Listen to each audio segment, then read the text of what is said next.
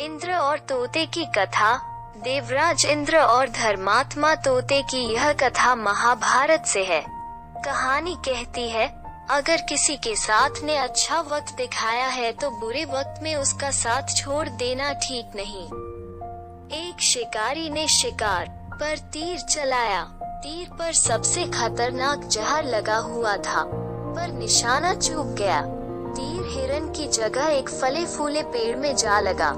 पेड़ में जहर फैला, वो सूखने लगा। उस पर रहने वाले सभी पक्षी एक एक कर उसे छोड़ गए। पेड़ के कोट में एक धर्मात्मा तोता बहुत बरसों से रहा करता था। तोता पेड़ छोड़ कर नहीं गया, बल्कि अब तो वो ज्यादातर समय पेड़ पर ही रहता। दाना पानी न मिलने से तोता भी सूख कर काटा हुआ जा रहा था। बात देवराज इंद्र तक पहुंची।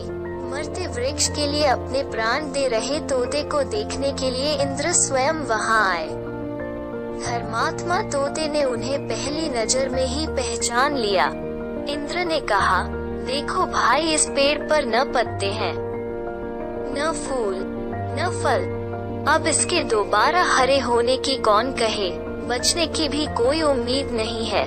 जंगल में कई ऐसे पेड़ हैं जिनके बड़े बड़े कोट पत्तों से ढके हैं। पेड़ फल फूल से भी लदे हैं। वहाँ से सरोवर भी पास है। तुम इस पेड़ पर क्या कर रहे हो? वहाँ क्यों नहीं चले जाते?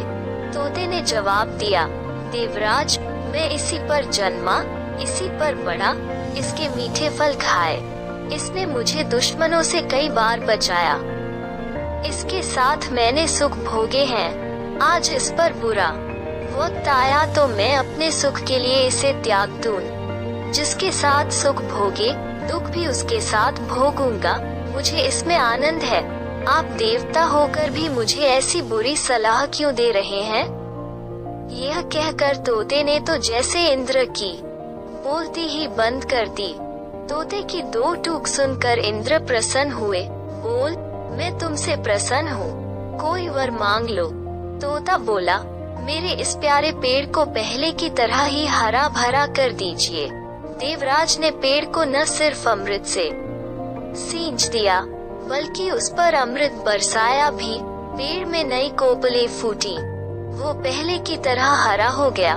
उसमें खूब फल भी लग गए। तोता उस पर बहुत दिनों तक रहा। मरने के बाद देवलोक को चला गया। युधिष्ठिर को यह कथा सुनाकर भीष्म बोले, अपने आश्रयदाता के दुख को जो अपना दुख समझता है, उसके कष्ट मिटाने स्वयं ईश्वर आते हैं।